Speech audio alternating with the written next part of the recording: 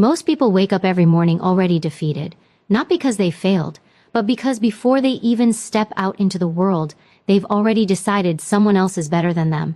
They scroll, they compare, they hesitate. And without realizing it, they hand over their power. Let me ask you something. When you walk into a room, do you enter it, or do you ask permission to exist in it? Because here's the truth. Most people never confront.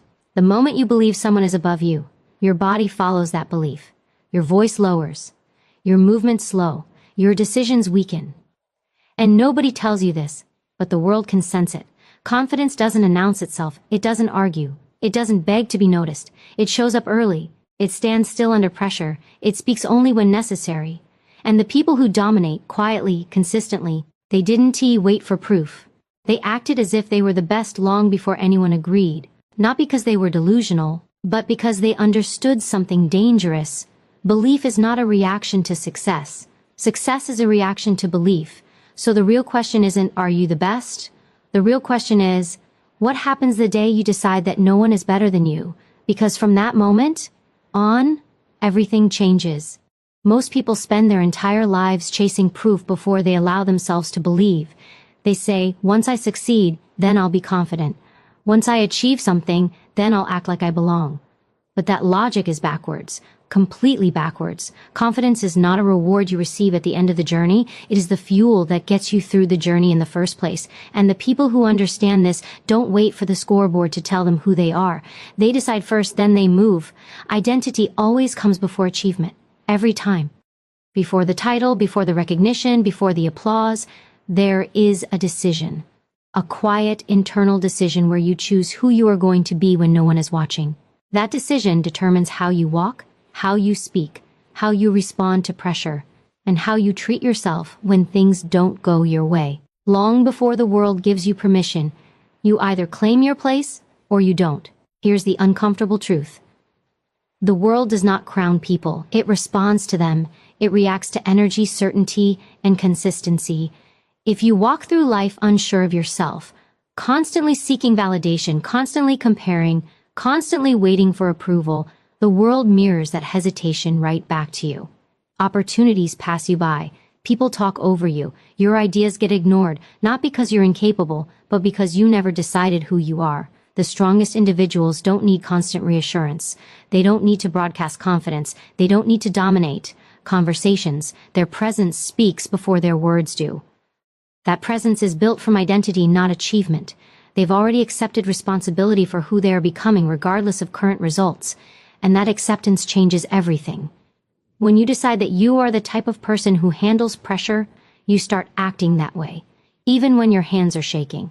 When you decide that you are someone who finishes what they start, you stop quitting halfway, even when motivation disappears. When you decide that you belong in the room, you stop shrinking, even when doubt creeps in. Identity is not about pretending.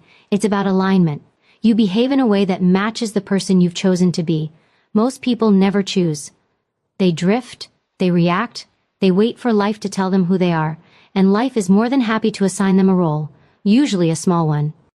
But the moment you take control of your identity, you stop being reactive. You stop letting circumstances define you.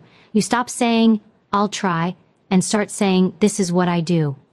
There's a difference between someone who wants success and someone who expects it. The person who wants it hopes. The person who expects it prepares. They show up differently. They train differently. They speak differently.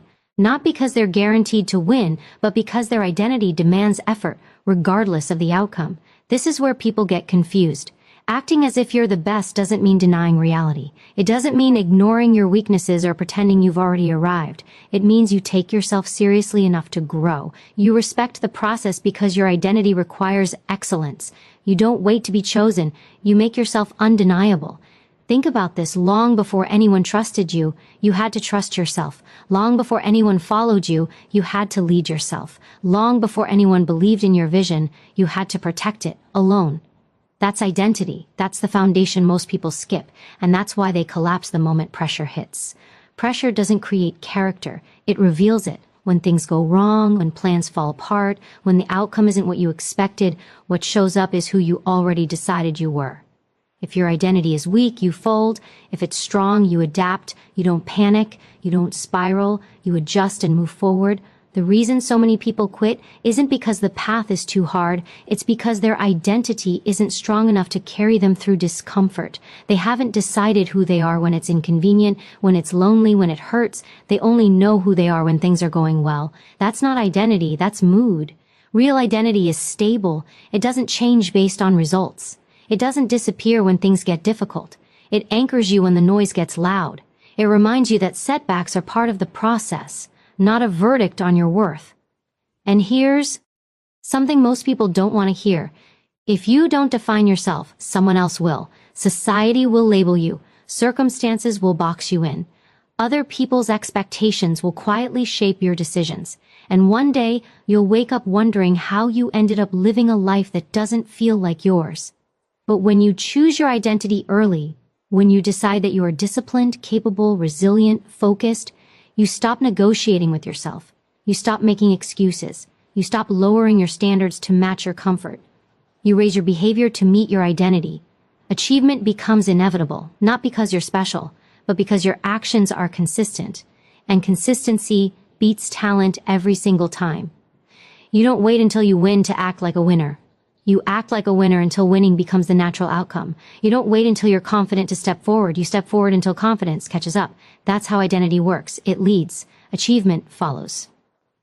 So if you're waiting for proof before you believe in yourself, understand this. Proof comes last, always.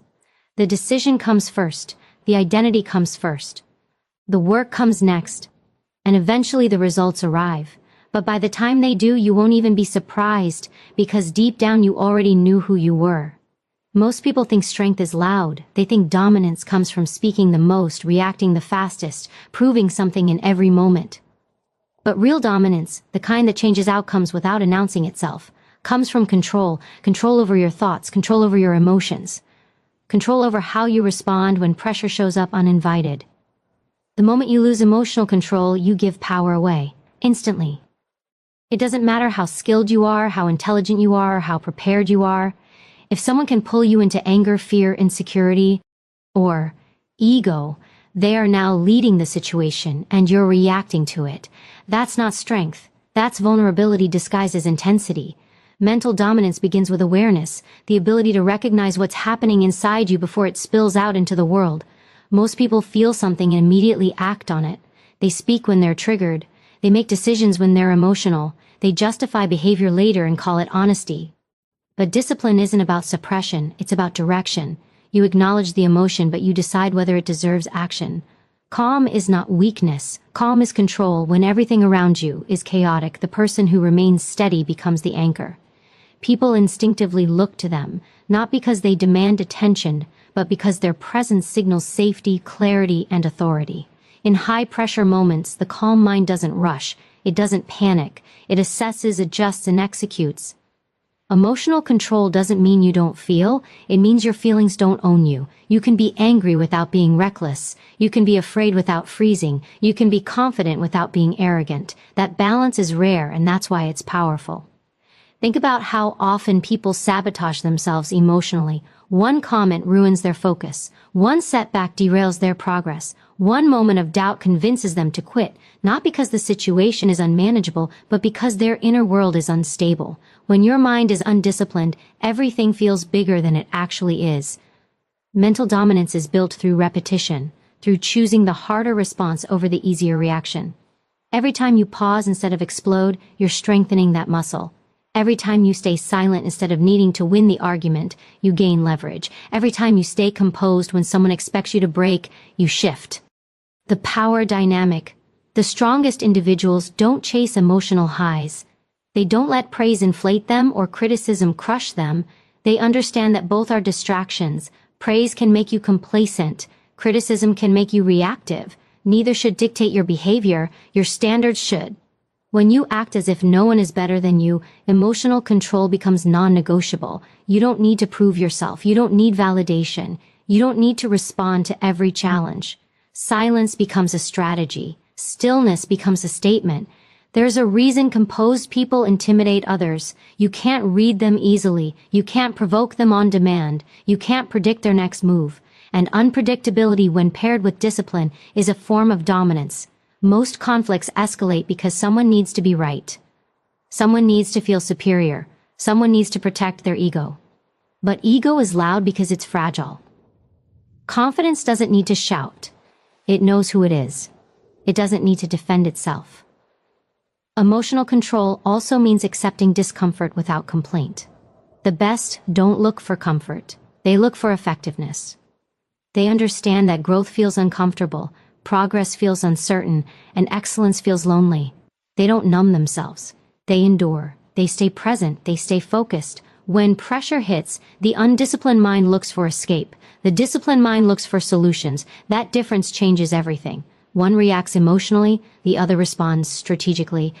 And make no mistake, people are always watching how you handle pressure. They may not say it out loud, but they're paying attention. They notice who panics, they notice who complains, they notice who stays composed. And when it comes time to choose leaders, partners, or opportunities, they don't choose the loudest voice. They choose the steadiest. 1. Mental dominance isn't about control over others. It's about control over yourself. If you can't regulate your emotions, someone else will do it for you, intentionally or not. They'll push your buttons. They'll bait reactions. They'll dictate the pace. But when you master your internal world, external chaos loses its influence. This level of control doesn't come from avoiding stress. It comes from training in it, from putting yourself in uncomfortable situations on purpose, from learning to breathe when everything tells you to rush, from staying focused when distractions are loud, from choosing clarity over chaos every single time. And here's the reality most people don't want to face. Emotional control exposes you. You can't hide behind reactions anymore. You can't blame others for how you feel. You have to own your internal state fully. That level of responsibility scares people because it removes excuses. But once you accept it, you gain something most people never experience: freedom. Freedom from being controlled by circumstances. Freedom from other people's opinions. Freedom from your own impulses. When your mind is steady, your actions are precise. When your emotions are regulated, your decisions are calculated. And when your presence is calm, your authority is undeniable. That's mental dominance. Quiet, controlled, relentless. And once you develop it, you don't need to announce it. Everyone can feel it. Most people are waiting to feel ready. They're waiting for motivation to show up, for inspiration to strike, for the perfect moment when everything feels aligned. And while they're waiting, time keeps moving. Opportunities pass. Potential fades. Because motivation is unreliable. It's emotional. It comes and goes based on mood, comfort, and circumstances. Discipline, on the other hand, doesn't care how you feel. Discipline is a decision you make on, and then honor daily. The people who separate themselves from the rest don't rely on motivation. They don't wake up asking, "Do I feel like doing this today?" They wake up knowing what must be done, and they do it, whether they feel strong or exhausted, confident or doubtful. Discipline is not about intensity. It's about consistency. Small actions done repeatedly long after the excitement fades. Motivation is loud in the beginning. It shows up with energy, big plans, and bold promises. But it disappears the moment things get hard, boring, or uncomfortable. Discipline is quiet. It doesn't announce itself. It shows up on ordinary days when no one is watching, when the results aren't immediate, and when quitting would be easier. If you act as if no one is better than you, discipline becomes non-negotiable. Because excellence isn't built on how you feel. It's built on what you do when you don't feel like it. The best don't train only when they're inspired. They train because that's who they are. Their identity demands it. Discipline starts with structure. You remove decision-making from moments of weakness. You plan your actions in advance so emotions don't get a vote. You create routines that carry you forward when willpower is low. You understand that freedom doesn't come from doing whatever you want. It comes from doing what you committed to doing. Most people underestimate how powerful structure is. They think it limits them. In reality, it protects them from distractions, from excuses, from self-sabotage. When your day has a standard, you don't negotiate with yourself every hour. You execute. Discipline also means choosing discomfort on purpose. Growth lives there. Progress lives there. Comfort is seductive. It tells you that you deserve rest before the work is done, that tomorrow will be better, that one missed day doesn't matter. but missed days turn into missed weeks, and missed weeks turn into regret. The disciplined individual understands this. They don't romanticize the process, they respect it. They know that greatness is built in repetition, not in moments of brilliance. They don't need variety to stay engaged. They need standards to stay sharp. There will be days when motivation is gone, days when your mind looks for reasons to stop, days when self-doubt speaks louder than belief. Discipline is what carries you through those moments. It doesn't argue with doubt, it moves despite it. And here's something most people don't realize. Discipline builds confidence faster than motivation ever could. Every time you do what you said you would do, you strengthen trust in yourself. That trust becomes confidence. Real confidence, not hype, not bravado, not noise. Quiet confidence that comes from evidence. When you break promises to yourself, you weaken that trust. Over time, you stop believing your own words. You start negotiating with yourself. You lower standards to avoid disappointment. Discipline stops that cycle. It forces alignment between your words and your actions. Being disciplined also means understanding that progress isn't always visible. There will be periods where it feels like nothing is happening. No recognition, no results, no feedback. This is where most people quit, not because they can't continue, but because they need external validation to stay engaged. The disciplined individual doesn't. They understand that unseen work still counts. That effort compounds, that consistency is doing its job even when the payoff is delayed. They trust the process because they trust themselves. Discipline also requires saying no to distractions, to social pressure, to short-term pleasure. Not because those things are evil, but because they are costly. Every yes to distraction is a no to progress. Every time you choose comfort over commitment, you reinforce a habit of avoidance. The best don't avoid. They confront. They show up. They do the work over and over again. And let T's be clear. Discipline is not punishment. It's self-respect. It's saying, my future matters more than my current mood. It's choosing long-term fulfillment over short-term relief. It's acting in alignment with who you want to become, not how you feel right now. When discipline becomes your baseline, motivation becomes a bonus, not a requirement. You still enjoy inspired moments. You still feel excitement, but you're no longer dependent on them.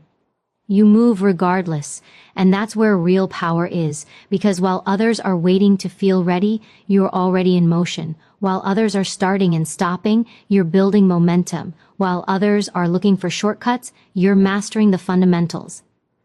Discipline turns effort into identity. It transforms action into habit, and habit into results. You don't need more motivation. You need fewer excuses and higher standards. Decide who you are, decide what you do, and then do it every day. That's how discipline wins. Most people run the moment discomfort shows up. The moment rejection stings, fear tightens the chest, or pain disrupts routine, they assume something is wrong. They take it as a signal to stop, to retreat, to choose safety. But the truth is, rejection, fear, and pain are not signs that you're failing. More often than not, they are signs that you're moving in the right direction. If you are never rejected, you are aiming too low. If you are never afraid, you are playing too small. If you are never uncomfortable, you are not growing. Growth has a cost, and that cost is discomfort. The problem isn't the pain, it's how people interpret it. Rejection hurts because it challenges identity. It feels personal. It feels like a verdict on your worth. But rejection is rarely about you as a person. It's about alignment, timing, readiness, or someone else's limitations. The disciplined mind understands this. It doesn't internalize rejection as failure. It studies it. It extracts information. Then it moves forward with more precision. The people who succeed at high levels are not immune to rejection. They're familiar with it. They've been told no more times than most people have tried. They've walked into rooms where they weren't welcomed. They've pitched ideas that were dismissed. They've been underestimated, overlooked, and doubted. And instead of retreating, they use that resistance as fuel. Fear works the same way.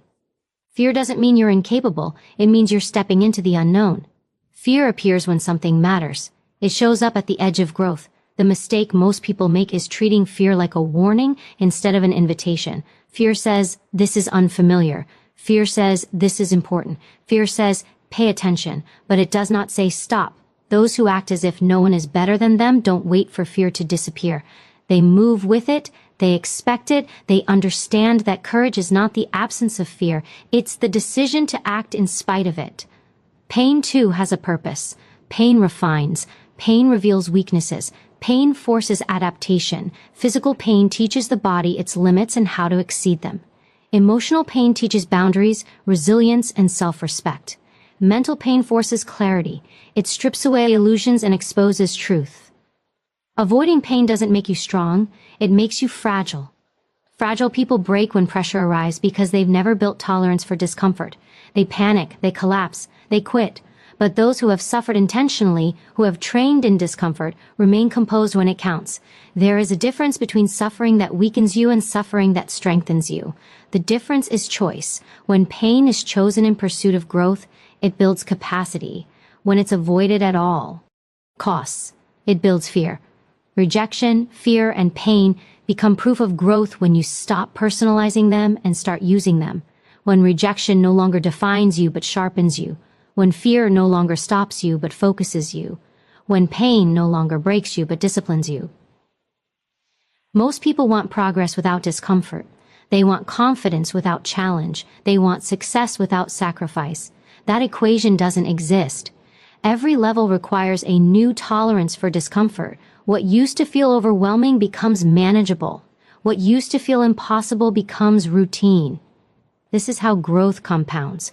The reason many people stay stuck is not lack of ability, it's lack of endurance. They don't stay in the uncomfortable phase long enough for adaptation to occur. They quit in the middle, right where the transformation starts. And here's the hardest truth. The more you grow, the more alone it can feel. Growth separates you. It changes your habits, your priorities, your mindset. People who are comfortable with where they are may not understand why you keep pushing. Some will try to pull you back. Others will criticize. That isolation is not a punishment, it's a transition. You're leaving one version of yourself behind. That always feels uncomfortable. Those who understand this don't seek comfort in approval. They accept that being ahead often means being alone. They don't need everyone to understand them. They just need to stay aligned with who they're becoming. Rejection will test your confidence. Fear will test your courage. Pain will test your commitment. Each one asks the same question in a different way. How serious are you? And every time you keep going, despite the discomfort, you answer that question. Over time, something shifts. Rejection loses its sting. Fear loses its control. Pain loses its power, not because they disappear, but because you've changed. Your capacity has expanded. You stop taking things personally. You stop dramatizing discomfort.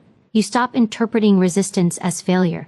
You see it for what it is. Feedback, friction, and growth in progress.